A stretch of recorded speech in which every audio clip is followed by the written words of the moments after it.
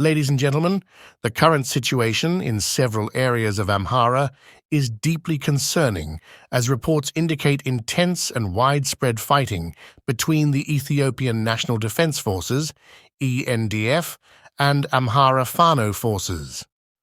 These conflicts have been reported in various locations, shedding light on the complex and volatile nature of the situation.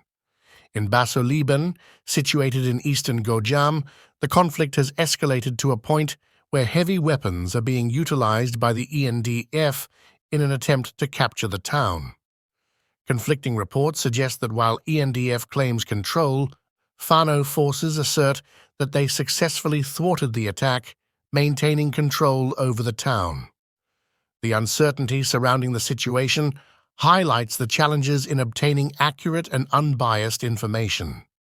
Moving to northern Shua, specifically in Karamesheg, Libanos, Cheraro, Ketem, Bear Michael, and Ahea Fej, reports indicate intense hand-to-hand combat. Fano forces are reported to have decimated an NDF battalion, forcing surviving soldiers to retreat to Jama in southern Wello. The gravity of the situation is underscored by the heavy losses suffered by the NDF in this region. A notable development unfolds in North Shua, where Fano forces claim a significant victory over the Ethiopian military at Kara Fort. This decisive battle reflects the fluid and dynamic nature of the conflict, with potential ramifications for broader regional stability. The implications of this victory extend beyond the immediate battlefield, influencing the overall strategic landscape. In Medla, located in southern Wello, distressing reports emerge of ENDF employing heavy weapons against civilians.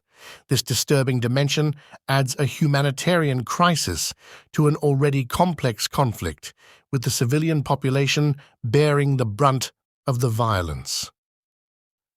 The impact on communities in southern Wello raises concerns about the long-term consequences and underscores the pressing need for humanitarian intervention.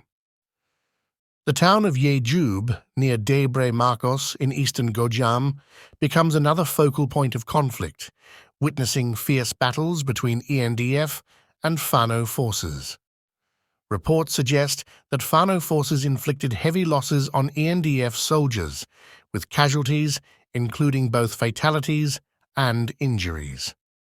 Notably, General Marcel Belletti led the ENDF contingent in this engagement, underscoring the high-ranking military involvement in these clashes and the strategic significance of the region. Returning to Basso Liban in eastern Gojam, Fano forces reportedly achieved success in decimating ENDF soldiers.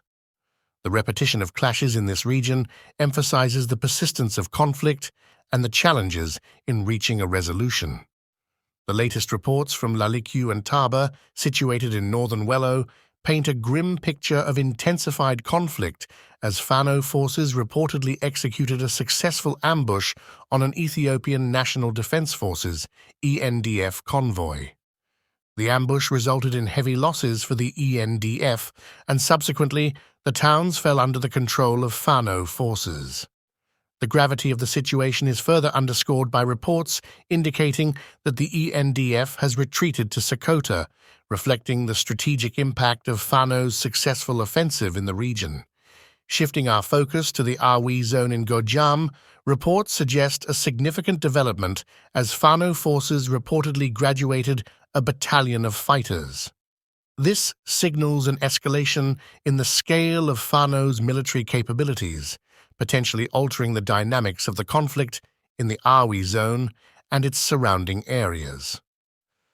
In a strategic move, there are reports that Prime Minister Abiy Ahmed plans to increase the utilization of air attacks, specifically drone attacks, due to a reported shortage of foot soldiers. The intended targets of these air attacks are reported to be in Shiwa and Gojam. This shift in tactics raises concerns about the potential humanitarian impact and the broader implications for the ongoing conflict in these regions. Tragically, in Adre Janora, reports indicate a brutal and indiscriminate massacre of innocent civilians and animals using heavy weapons. The assailants reportedly went further by burning heaps, threshing floors, and ripe crops with heavy weaponry. The severity of these actions is heightened by the fact that they occurred in the context of a region already grappling with the devastating effects of a drought in Janamora, Yeda, Kelamat, Wag, and East Balsa.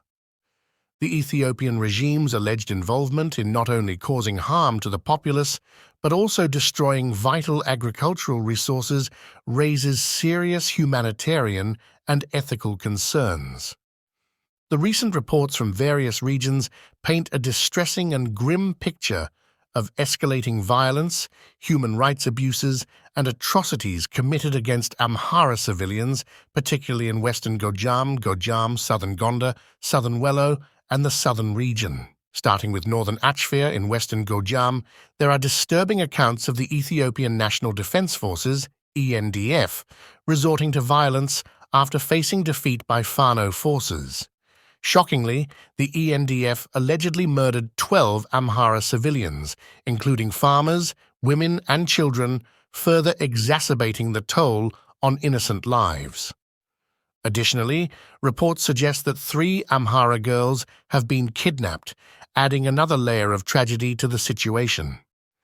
In Shwara, Gojam, the ENDF is implicated in the tragic deaths of 6 Amhara children and 2 mothers, underscoring the vulnerability of civilians caught in the crossfire.